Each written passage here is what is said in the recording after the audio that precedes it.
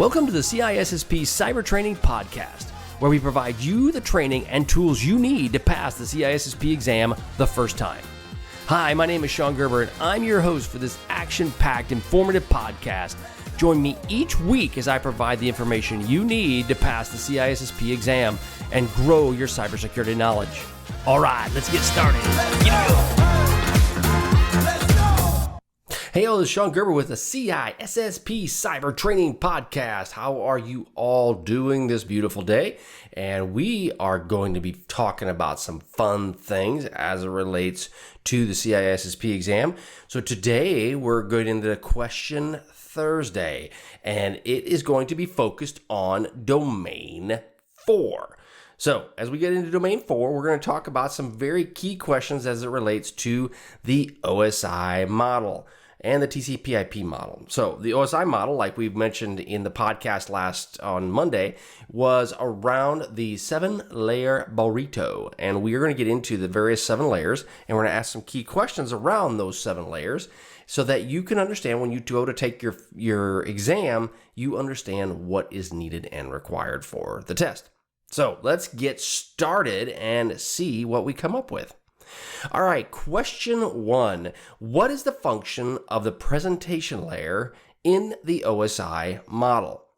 Remember we talked, there are 7 different layers, and presentation layer is one of those that's tied to the OSI model. So what is the function of the presentation layer in the OSI model?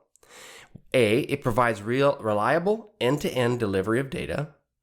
It provides data for presentation of the application layer. It establishes and terminates connections between devices, and it routes packets between networks. So like we talked about, when you deal with presentation, if there's something in here you don't know the question about, or don't know the answer to the question, make sure you grab and look at what might be being asked of you, and then maybe potentially pull out some questions that you know for sure that are not correct.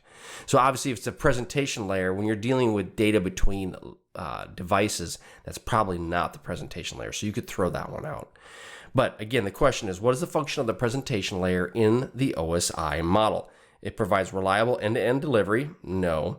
It provides data for presentation, of the application to the application layer, possibly. It establishes, terminates connections between devices, probably not. And it routes packets between networks. No, probably not. So your answer is B. The presentation layer is responsible for formatting and translating data between different systems, as well as encrypting and compressing data for the transmission. So the answer is B. Okay, so it formats the data in the presentation to the application layer. Question 2. Which layer of the OSI model is responsible for routing packets between networks? Okay, the question is, which layer of the OSI model is responsible for routing packets between networks? A, physical layer, B, data link layer, C, network layer, or D, transport layer. So now you're getting into routing packets. So that would probably throw a few things out for you so that you can maybe narrow it down to a couple that you might have a question about. A, the physical layer, that doesn't deal with routing. D, the data link layer, that doesn't deal with routing. The network layer, that would deal with routing. And the transport layer, that could possibly do it, but you've got to be careful. Which one would it be? The answer is C, the network layer. That is responsible for routing packets between networks using logical addressing and routing protocols. Question 3, which TCP/IP layer is responsible for error checking and flow control? Okay, so flow control is a key factor in the data moving around through the network. A, the application layer, no, because it's not part of an application, right? Because you're dealing with flow control. The transport layer, possibly. The network layer, possibly. Or the physical layer, which we know wouldn't be the case. So you could narrow it down to B and C. Again, which TCP layer is responsible for error checking and flow control? And the transport layer is responsible, that would be B, is responsible for error checking, flow control, and segmentation of the data.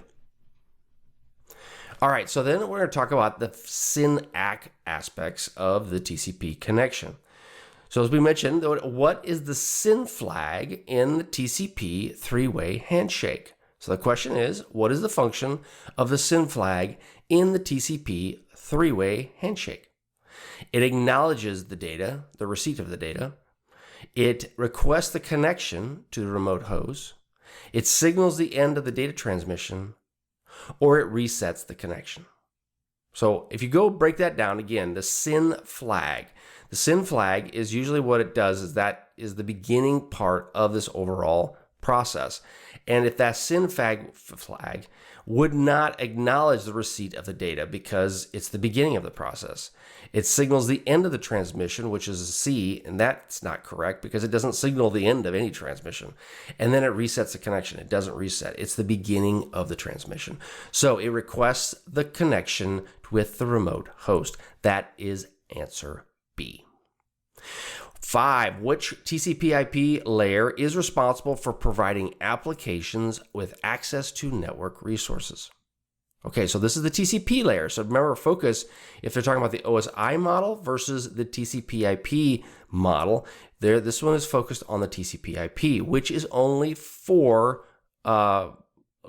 segments versus the actual 7 of the 7-layer burrito.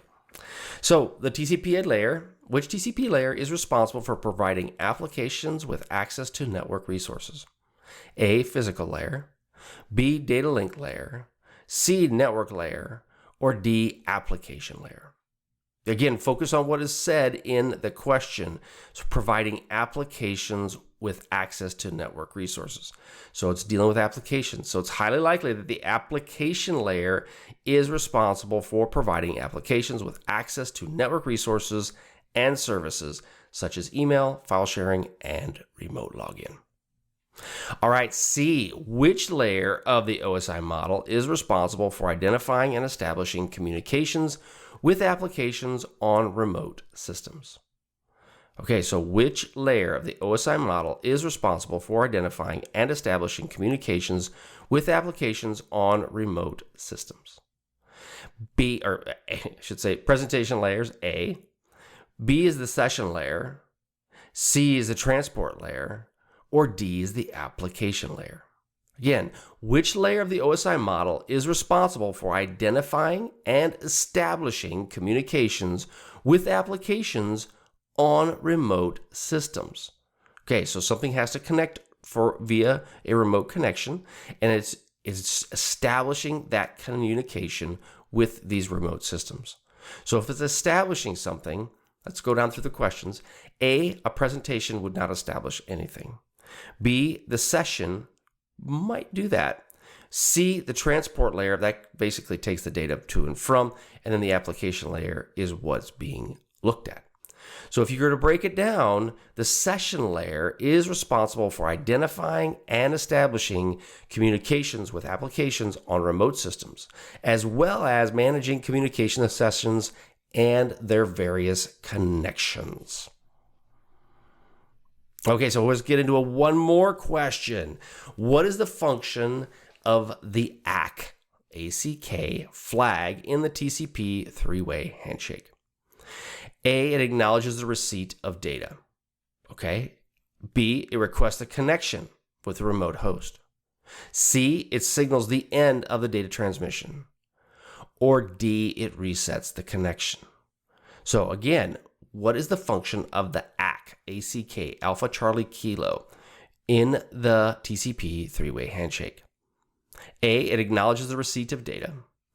B, it requests a connection with the remote host. C, it signals the end of the data transmission. Or D, it resets the connection. And the answer is A, it acknowledges the receipt of data. That is correct. It is used to acknowledge the receipt during TCP three-way handshake, as well as to indicate the next expected sequence number. All right, that's all I have for today. If you want some access to more questions, head on over to CISSP Cyber Training.com, or you can go to freequestions.com, and it gives you access into my environment. At least we'll give you a way you can sign up for my email list, and then from there you can get all kinds of great content headed your way. All right, I hope you have a wonderful, wonderful day, and we'll catch you on the flip side. See ya.